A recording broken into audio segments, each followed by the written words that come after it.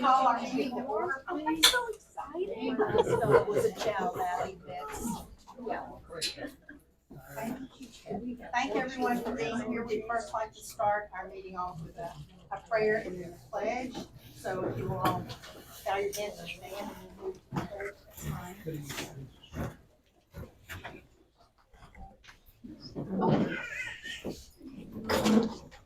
Our Heavenly Father, we thank you for this day. We thank you for your grace and all the goodness that you've given to each one of us. May we ever be mindful of all of our blessings. We thank you for like-minded people. We thank you for the contributions that everyone is making and the participation. We must be informed, and we thank you for this opportunity to do that. Lord, we watch over our leaders. Please watch over our country and the patriots that serve this country. We ask that peace for the world. And in your name we pray. Amen. Amen. We say, I pledge allegiance to the flag of the United States of America and to the republic for which it stands, one nation, under God, indivisible, with liberty and justice for all. I don't know. Yeah. Okay. Well, we normally have a little bit different meeting style than we're going to have tonight.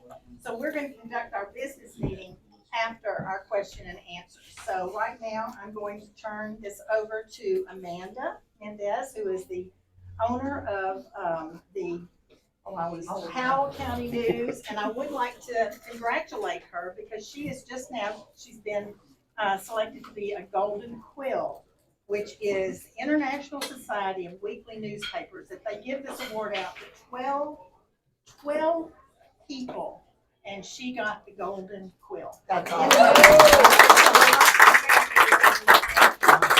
Thank you, Lynn.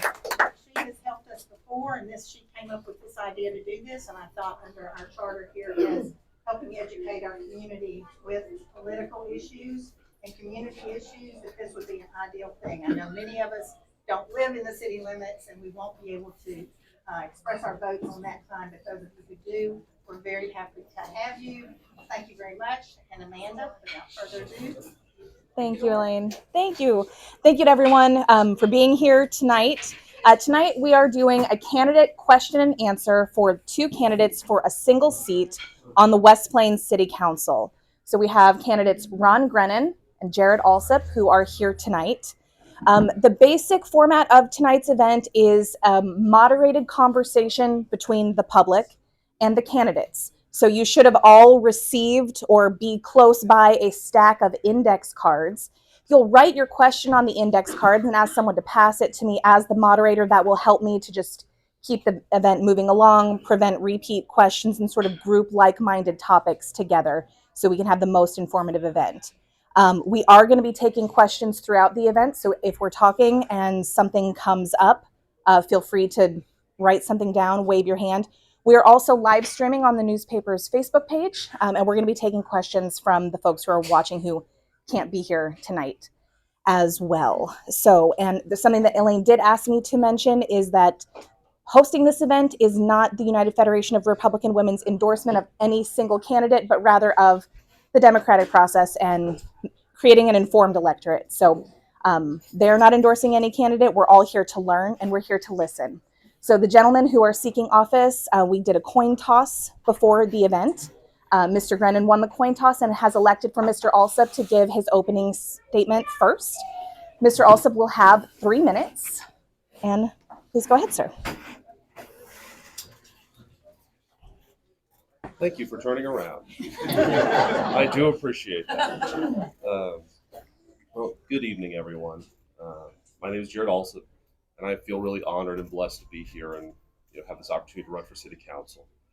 I'd like to start by thanking the United Federation of Women, United Republican Federation of Women, for pushing your meeting off and hosting us this evening, allowing us to answer some questions for you. I, of course, wanted to thank Amanda Mendez, the Golden Quill receiver. It was very kind of her to host this event as well and be a moderator. And for all of you in the back, so excited to see you here. It is encouraging when people get involved in politics and want to know what's going on. All that being said, I am not a public figure. This was a weird step for me and my family, honestly.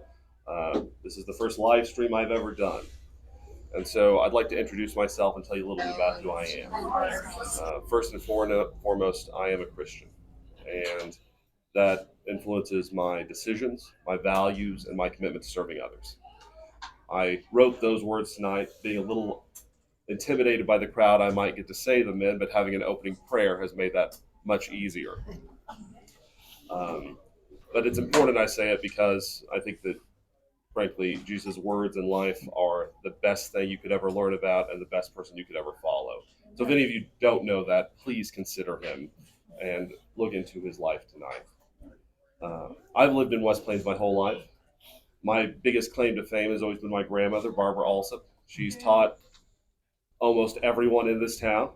I say my last name and they go, "Oh, do you know Barbara?" Yes, I do. Value in public service, and I joined the West Plains Kiwanis. And that decision back then has kind of driven me and pushed my path forward through most of my life at this point. So I've been in the Kiwanis for 25 years, most of it in a leadership position, been elected president several times, turned them down a few times. The next step was Howell County 911 Advisory Board. When we first got 911 here in Howell County, probably because of the telecommunication experience, I was asked to be a board member to advise them. Did that, was elected chairman. Got asked to be on the board at the country club. Eventually ended up being elected president over there.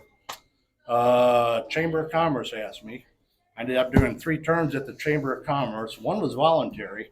I thought my term was over and I was waiting to go on stage and get my certificate, and I didn't get one. And I asked the executive director, "Where's my certificate?" She said, "You're not leaving. We're going to make you chairman." I said, "I told you I didn't want to be chairman." She said, "I don't care." So anybody that knows Joanna White probably knows that. No, it doesn't. So I've done that. The knowledge I picked up from the 9 years on the Chamber of Commerce on how West Plains works, how the economy here works, the opportunities, the challenges, and everything else has been invaluable to me. And that has kind of propelled me to run for this office. I want to take the information I've gained and learned through all these experiences and put it to good use in some sort of role on city council. So. Okay, very good. You had a full minute left, Mr. Grennan. Okay, and our folks who are at the doorway, there are a couple of seats here in the middle, if anyone would like to make use of those. Okay, so we're going to get into the questions at this time. The first question is from a West Plains resident who is here tonight, which is, what are both candidates' thoughts on the ties that come with federal funding? Mr. Grennan, you have the first answer of this first question. You have 1 minute, sir. The ties that come with federal funding. Yes, what are both candidates' thoughts on the ties that come with federal funding? Well, judging from recent administration changes, I don't know how much federal funding is going to be headed anywhere until we get out of debt. But I'm okay as long as our federal funding doesn't cost us in the long run, put us in some sort of debt or position where we have to do something to make up for getting the grant. Okay. I don't have a good example right off the top of my head, but I would be unwilling to accept a grant money or free money if it didn't benefit West Plains or it hurt us in the long run because what we had to do to get that grant. Yeah. Okay, thank you. Mr. Alsup, 1 minute. I tend to think that we should accept federal funds where they are the most beneficial. Our town runs a fairly tight budget and we support a large population. While West Plains is only 12,500 people, we actually take care of closer to 40,000 with our extended county. Like, we're the hub of a large group. And so I think if federal funding is available, it's something wise to consider. I tend to agree with Ron here. There are often things that the federal government may ask, policies, especially in the last administration, that we might not agree with. And so we should say no and hold to our ideals where possible, and when not required, say yes and use the money to benefit our citizens. Thank you. Mr. Alsup, you have the first answer of the next question, which is again from someone here tonight from West Plains. Do you have to reside in West Plains to vote for city council? What if you own property or a business in West Plains? 1 minute, sir. As I understand it, you have to have your primary residence within city limits in order to vote for city council. I feel like that's something that maybe should be Googleable. Um, uh, I do think that business owners, if you own property in town, should have a voice there. So if you're looking for my opinion, I think that you contribute to the town. If you own property here and you're a business owner, you should have a vote in who is on city council. Okay. Mr. Grennan, 1 minute. I'm going to mostly parrot that answer. Yes, it's my understanding that you do have to live in West Plains to vote for city council, but I do think that city council also should represent especially the small businesses that are inside city limits, paying sales tax, contributing to our general fund. Okay, thank you. Mr. Grennan, you have the first answer of our next question, which is again from someone here tonight from West Plains. Could each of you explain your values as in how they align with conservatism? Okay, I'm definitely a conservative. I sometimes am willing to move just a hair to the center to accomplish something. Okay, I realize nobody's going to get their way every time. I'll put it this way. Tuesday night was such a fun night. I don't know about anybody else in the room or not. I had a really good time Tuesday night. Okay. So yes, I am a conservative. I am fiscally conservative when it comes to spending other people's money, taxpayers' money, and will remain that way. Okay. Mr. Alsup, you have 1 minute. I am a conservative. I voted Republican in the last, I don't know, million elections. I tend to be more conservative when it comes to morality and finances. I find that is where I'm much more drawn. When it comes to economics, I'm a little more libertarian. I like people to have more freedom and more opportunity, and I tend to believe that more laws tend to equate to less freedom, and so I prefer smaller governments as a result. And so economically more libertarian, you know, morally and the rest more conservative. Okay, thank you. All right, our next question is from a newsroom employee of Howell County News who is a resident of the city of West Plains.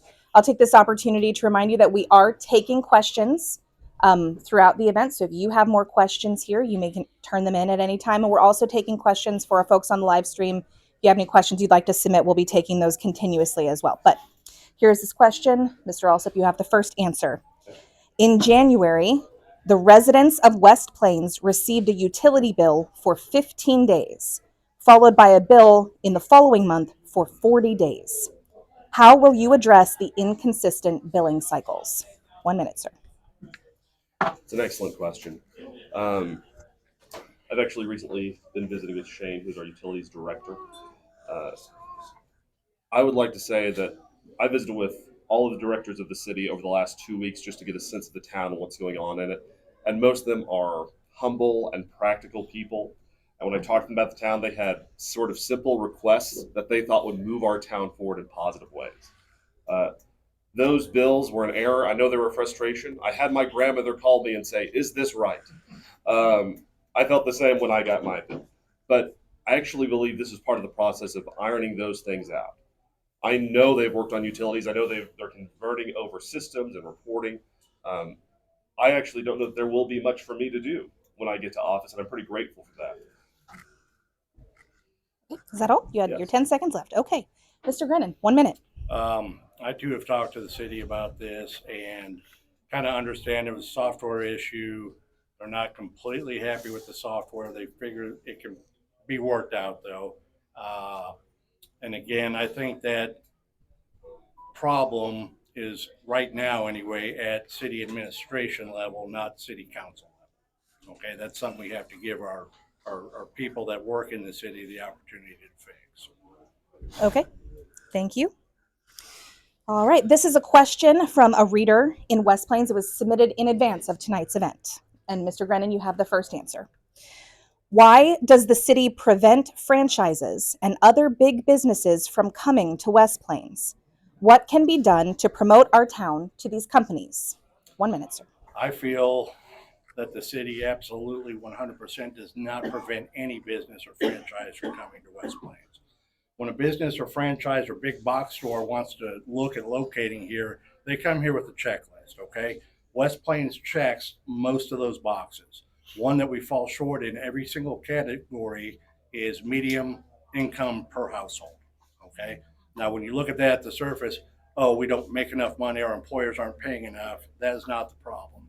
So, like I said, when I was on the chamber board for 9 years, I was privy to city sales tax reports, city reports, economic development reports, and the most appalling statistic I heard is people that are able to work, they're not disabled or anything else, from age 16 to 64 in our area, 50% of them choose not to work. And I question that math and talk to them. What that does to our median income household, you can imagine if you apply simple math to that, that is the biggest problem. Thank you, Mr. Grennan. That is your time. Mr. Alsup, you have the same 1 minute. Go ahead, sir. I would reflect Ron's answer. Really, I think our city encourages businesses to come here as much as possible. I remember before MedAir 1 was there, they were actually trying to prepare that spot for the hopes that maybe a Lowe's or Home Depot would come in. I know that right now they're working with a group called Provalis, hoping that they'll come in and bring in new jobs and new opportunities for the community. I know a number of people who are actually working on establishing their own franchises in the area. And frankly, as I look around, there are franchises everywhere. We've got 2 McDonald's and Burger King and Taco Bell. And I mean, we have lots of them that exist here. And I think our city council and our team really wants to see businesses come and make West Plains thrive. Okay. All right, so we are back to questions submitted by my own newsroom by a resident of the city of West Plains. Mr. Alsup, you're going to have the first answer of this question. Okay. The city currently bans the installation of privacy fences within 15 feet of city streets. The majority of city lots do not offer that kind of space, and this could be considered a Fifth Amendment breach. Would you work to remove this mandate? Why or why not? 1 minute, sir. I would not work to remove that mandate. I am open to being convinced otherwise, but I know that our city has to operate and has to use part of the land on the edges. Like there are sidewalks and utilities and systems underneath the ground that all have to work appropriately, and often we need access to them. So I would think that it is best for the city to maintain those guidelines. I'm sorry for the person that wants a privacy fence, though. I understand you may want one there. Okay, thank you. Mr. Grennan, 1 minute. I don't feel that I feel like as a community, we need a uniform set of rules that we all abide by, okay? And the privacy fence, especially in the front yard, there's regulations. It can only be so high. It has to be see-through, everything else. I don't think we need to start allowing people to do stuff that lowers the property value of the houses on either side of them because of how it looks or anything else. I would not be in favor of removing that mandate, but I'm also on the full disclosure City Board of Adjustments. So when problems like this come up, that goes in front of that board if there's any big questions on it, where if it makes sense, if it's not prohibitive, and that the City Board of Adjustments can actually overrule something like that. Okay, perfect. Okay. We are still going with questions from our newsroom, albeit from a West Plains resident. Mr. Grennan, first answer of this question. Do you believe that lead, the metal, is a neurotoxin and is bad to have in drinking water? Follow-up, do you support the effort to replace the lead water pipes in the West Plains city system? I do think that I'm not sure who's going to answer no to lead and water, to be honest with you. Bad idea.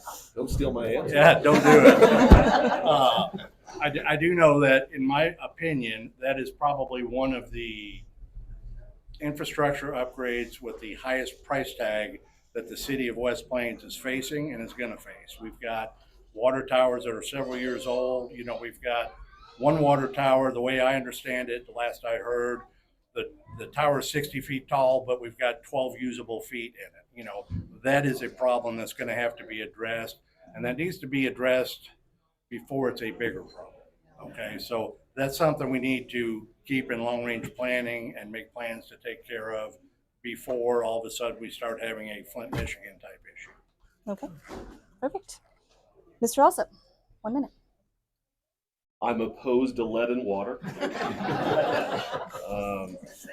Though that feels controversial. And yes, I would endorse our city working towards fixing that. Okay, thank you. Okay, again, another question from our newsroom. Mr. Alsup, you have the first answer of this question. More than 50% of West Plains is comprised of rental properties, and current properties often sit for more than a year before being sold. Would you encourage more people to move to West Plains, or would you rather see renters become homeowners? And how could you help encourage that second outcome? 1 minute.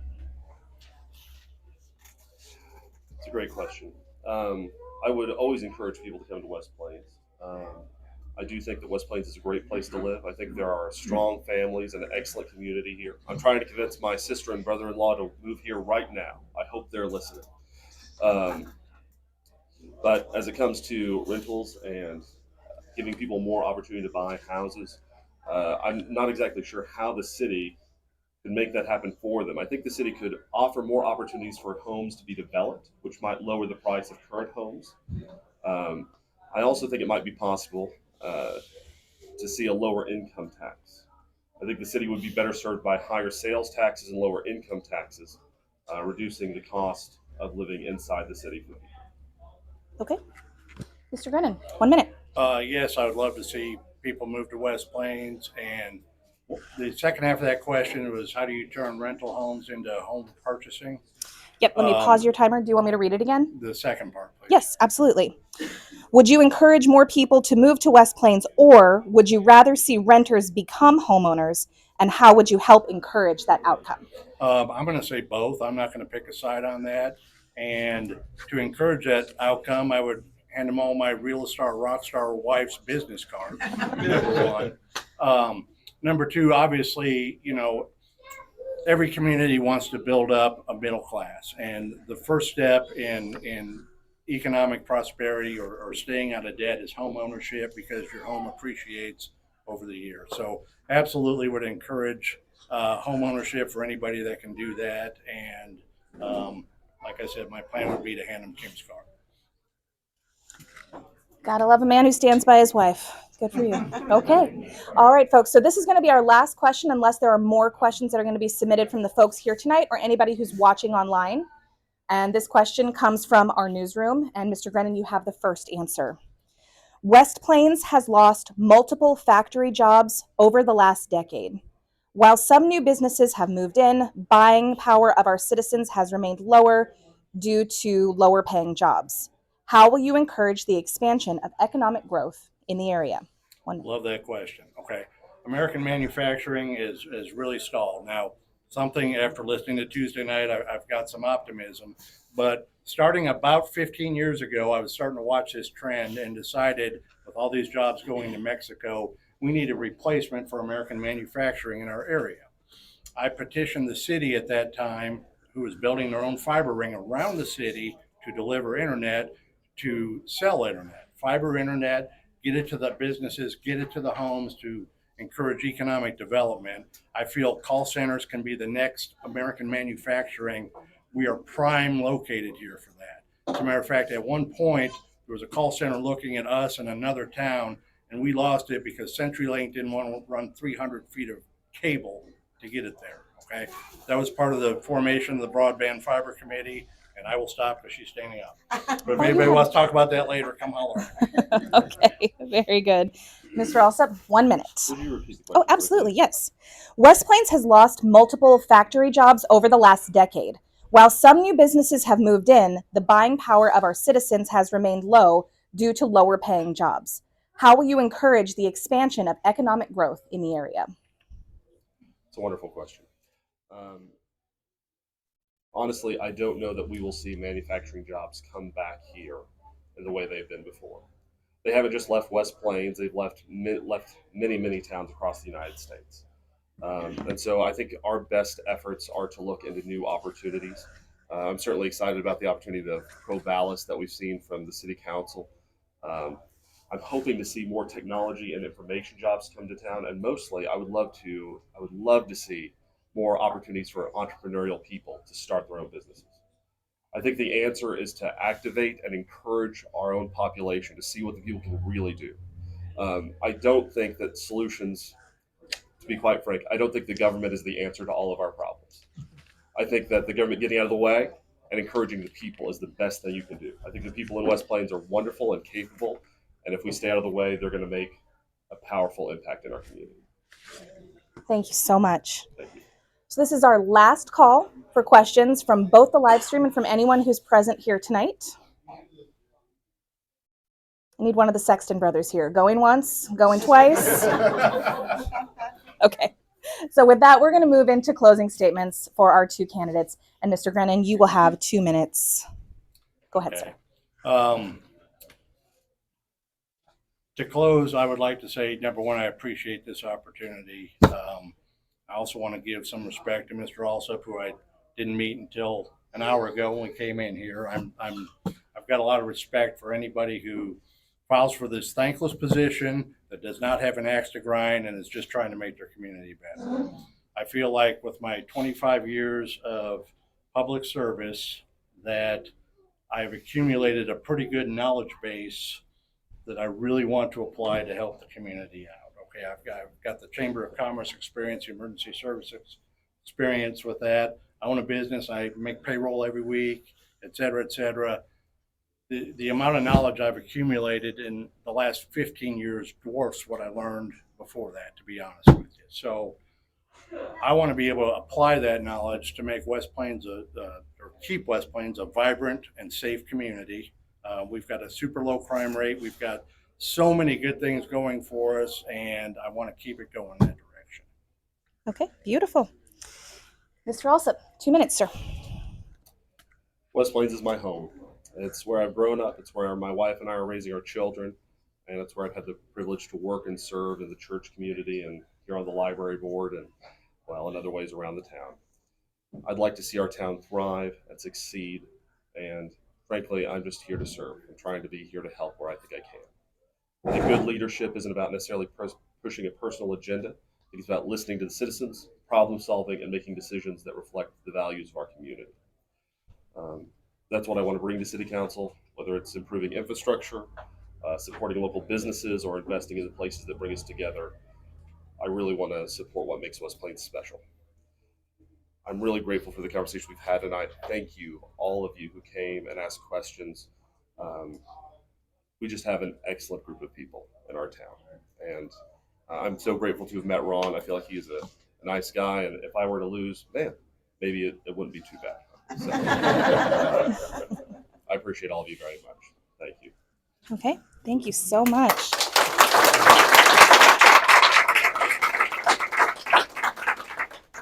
Okay, folks, so as I say every election cycle I ever cover in Howell County, how blessed are we to just never have a bad choice, right? Let's give another round of applause to these gentlemen who are volunteering for this thankless job, the public scrutiny. Thank you guys for your willingness to serve, and thank you for being here tonight. And that is all I have. Elaine, please take the floor. Thank you, Amanda, for doing this. Thank you, gentlemen, for coming and joining us, and the community that comes out, and because that's what we're all about, and that's what these gentlemen are going to be all about. And again, we appreciate your being here and glad to have you join us for just a little bit. We're going to take a break, and those of you who would like to stay for our business meeting are more than welcome to. If not, then we will, in about 10 minutes break, and then we will conduct our business meeting. But